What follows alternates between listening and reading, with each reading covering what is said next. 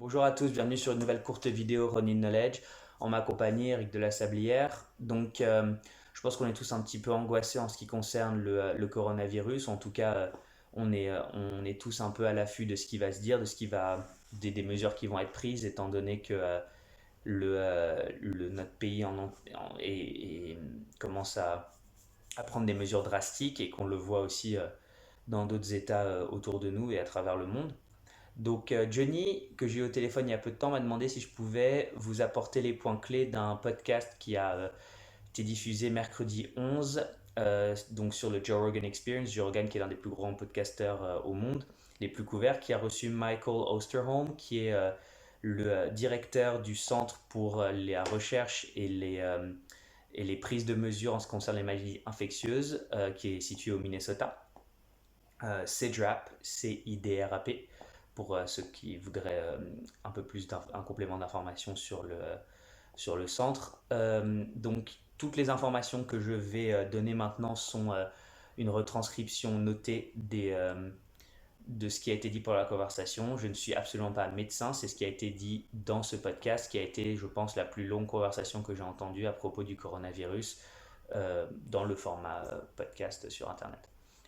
Michael T. Osterholm a écrit beaucoup sur la pandémie sur les potentielles pandémies et sur les épidémies euh, et les maladies infectieuses. Je vous épelle son nom: Osterholm. Osterholm. Michael, Michael, T. Osterholm. D'accord? Michael T. Osterholm. Donc, donc euh, Quelques petites informations. Donc d'abord sur le coronavirus, il est 10 à 15 fois plus dangereux que la grippe, d'accord? Son taux de létalité est 10 à 15 fois supérieur à celui de la grippe saisonnière. Donc pour ceux qui diraient que oui, la grippe tue plus, etc., elle tue plus pour l'instant, mais le taux de mortalité des personnes infectées est bien supérieur avec le coronavirus, et le coronavirus continue de se répandre euh, selon ses prédictions à lui, enfin les prédictions qu'ils avaient faites dans son centre. Le nombre de personnes infectées double tous les 4 jours.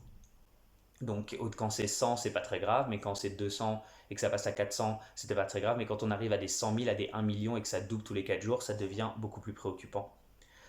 Euh, donc il faut vous êtes contagieux avant d'avoir développé des symptômes, d'accord, comme en ce qui concerne l'influenza, d'accord, la grippe espagnole. Euh, petite note personnelle, moi, Eric de la Sablière, l'influenza, mon arrière-grand-père a passé 2 ans au lit, hein, entre ses 15 et 17 ans. C'est une maladie différente, mais l'influenza, c'était une maladie terrifiante. Donc, quand on fasse des comparaisons avec le coronavirus, je pense qu'un médecin fasse des comparaisons avec le coronavirus, c'est pas anodin. Le virus tue de plus en plus de personnes qui ont la quarantaine, donc ce n'est plus seulement une maladie qui tue les personnes âgées. Euh, Toutefois, être âgé et être obèse sont des facteurs multiplicateurs de risque de létalité, donc essayez de mortalité. Donc si vous connaissez des personnes qui ont plus de 60 ans et qui sont en surpoids, elles sont extrêmement vulnérables à ce virus, et faites tout pour ne pas avoir de contact avec elles et pour qu'elles s'isolent. Nous ne sommes pas dans un Corona Blizzard, nous sommes dans un hiver Corona. This is not a Corona Blizzard, this is a Corona Winter.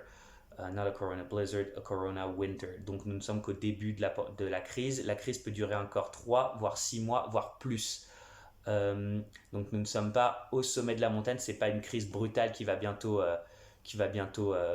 normalement se résorber. On est vraiment au début, et c'est les mesures que l'on prend maintenant qui pourront limiter l'impact final de la crise. Les masques et les gants sont inefficaces, d'accord? C'est pas ça qui va vous protéger du virus. Il n'y a qu'un type de masque, on y reviendra, qui vous protège du virus, et malheureusement, il est quasiment impossible à obtenir. On a trouvé des personnes qui avaient dans la gorge 10 000 fois le taux minimal nécessaire pour que à la propagation du virus pendant la crise du SRAS, d'accord, du SARS, donc le SARS, le virus dont on va reparler, qui a causé pas mal de morts en 2003 en Asie du Sud-Est. Il y a des personnes qui se baladent, qui n'ont pas encore, qui sont asymptomatiques, qui n'ont pas encore de symptômes, qui ont 10 000 fois ce qu'avaient les personnes contagieuses du SRAS dans la gorge en ce moment. Donc il faut limiter les contacts que vous avez avec les personnes, toutes les personnes, pas uniquement les personnes à risque. Restez en forme, on va vous aider avec ça, avec Johnny. On va vous transmettre des petits tips et des séances que vous pourrez faire chez vous. Dormir, d'accord, manger correctement, donc alimentez-vous bien, dormez beaucoup. Si vous êtes boulanger, que vous réveillez tôt et que vous pouvez encore rester ouvert, faites en sorte de dormir le plus possible pour maximiser vos capacités les capacités de votre défense immunitaire. Si vous avez une pression artérielle forte, prenez vos médicaments. 0,1% des personnes qui chopaient la grippe saisonnière en mouraient, 2 à 3% en meurent pour le coronavirus. Et les prédictions de son centre, donc le CIDRAP, les prédictions, on va dire, qui sont les prédictions les moins alarmistes, prévoient 480 000 morts aux États-Unis. C'est des chiffres de génocide, c'est des chiffres de conflits armés graves. Donc, si on veut mitiger ça, il faut absolument que chacun prenne ses responsabilités. Donc, quelques mythes liés au coronavirus. Premièrement, que laver vos mains et porter un masque va vous protéger. Le fait de se laver les mains, c'est apparemment aussi une directive qui est donnée par les centres comme le sien au gouvernement pour éviter la panique. Mais laver vos mains n'est pas suffisant car le virus est principalement transmis via l'air. Porter des masques, il n'y a que le masque N95 qui est réellement efficace et malheureusement il est produit en flux tendu, c'est-à-dire en fonction des besoins. Donc on n'avait pas de stock et donc il y a très peu de chances que vous puissiez mettre les mains sur un masque N95. Pour 2-3 comparaisons avec d'autres épidémies qu'il y a eu, donc le SRAS en Chine a été transmis par les civettes. Les civettes, c'est un petit prédateur. Donc par les civettes aux humains, et il a fallu de février à juin 2003, donc février, mars, avril, mai, juin, 5 mois pour complètement endiguer la crise. Et le coronavirus est une crise plus grave que le SRAS aux yeux des experts. Le MRSA, M-E-R-S-A, vous vous rappelez de MERS. Donc ça va être transmis par les chameaux au Moyen-Orient. On n'a toujours pas trouvé de vaccin, mais on a réussi à endiguer l'épidémie. Mais c'était un autre exemple de passage. Et pour ce qui est du mythe du virus, on va dire de l'arme biologique, il n'y a rien qui pointe vers le virus arme biologique. C'est apparemment vraiment le petit et mignon pangolin qui nous l'a transmis. Donc maintenant, pourquoi la Chine? Pourquoi est-ce que c'est arrivé en Chine? Apparemment, donc évidemment, il y a une concentration de population énorme dans des villes comme Wuhan, où vous avez 15 millions d'habitants. 15 millions d'habitants, c'est inimaginable, d'accord? C'est quelque chose d'énorme. Ces personnes vivent donc tellement proches les unes des autres que la contamination est rendue très facile. Et parce qu'il y a beaucoup de ce qu'on appelle des marchés humides, wet markets. Qu'est-ce que c'est qu'un marché humide? C'est un marché où les animaux sont tués sur place et où donc la contamination est extrêmement facile. Pour ce qui est de la vaccination, donc si vous êtes un anti-vaxxeur, arrêtez tout de suite, d'accord? Les vaccins, c'est pas un mythe, ça a sauvé des millions de vies. Ça, je suis très très sérieux là-dessus. Moi, ça me touche en plus d'entendre parler. Les vaccins, c'est fait pour vous protéger, d'accord? Ça vous rend pas autiste. Alors, je sais qu'il y a beaucoup de gens que ça va faire sourire, mais c'est comme le fait de dire que la Terre est plate. Vous faites partie du problème si vous êtes un anti-vaxxeur, d'accord? Donc, les vaccins, c'est quelque chose qui sauve des vies, qui a évité des millions de morts. Aujourd'hui, on a peu de chances de trouver un vaccin dans les mois qui viennent, un vaccin efficace. Si vous voulez prendre un exemple, en ce qui concerne le virus Zika, c'était il y a 5 ans, on n'a toujours pas trouvé un vaccin qui puisse vraiment détruire la maladie. Donc c'est pas sur un vaccin qu'on peut compter. Ce sur le quoi on peut compter, c'est sur votre responsabilisation. Restez chez vous. Si vous tombez malade, attendez d'avoir développé des symptômes tellement graves que vous devez appeler le médecin. Vous pouvez, si vous êtes en bonne santé et jeune, attraper le virus et ça passera comme une grippe. ça va être désagréable, mais ça va pas être la fin du monde. Faites vraiment, vraiment, vraiment attention à ça. Si vous avez des parents, moi j'ai des parents qui ont au-delà de 70 ans, ils sont partis dans le sud, au Pays Basque, chez nous. J'ai envie d'aller les voir, j'ai envie de voir si mon père va bien, etc. Je ne le fais pas. Donc n'allez pas voir vos parents, n'allez pas voir vos grands-parents. Je sais qu'on a envie dans ces moments-là de se réunir, peut-être de vérifier, de prendre, de se responsabiliser un peu en se disant il faut que je vois s'ils vont bien, etc. Ne le faites pas. Vous prenez soin d'eux en ne les voyant pas.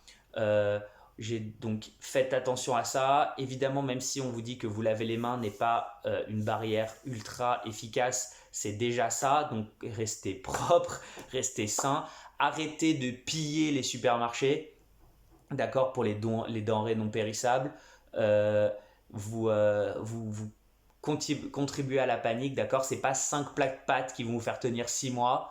Par contre, vous entretenez un climat de panique dans ces cas-là. Restez euh, prudent, évitez, je sais que c'est, alors si vous, ceux qui me connaissent, vous confirmeront que c'est horrible pour moi de ne pas pouvoir m'entraîner, mais ne vous entraînez pas, en ce qui concerne les arts martiaux, ne vous transpirez pas les uns sur les autres, restez chez vous, faites attention, alimentez-vous bien, dormez beaucoup, et faites en sorte de ne pas représenter un danger pour les autres. Soyez un pilier dans votre cercle d'amis et de proches. Rassurez les hypochondriaques, rassurez ceux qui ont peur. Si quelqu'un tombe malade, vous pouvez rester en contact par téléphone, prenez de leurs nouvelles, d'accord. Ne laissez pas se sentir isolé et abandonné. On verra, et ça c'est moi qui vous le dis, après cette crise, quelles étaient les personnes qui ont su garder leur calme et ont su être là pour les autres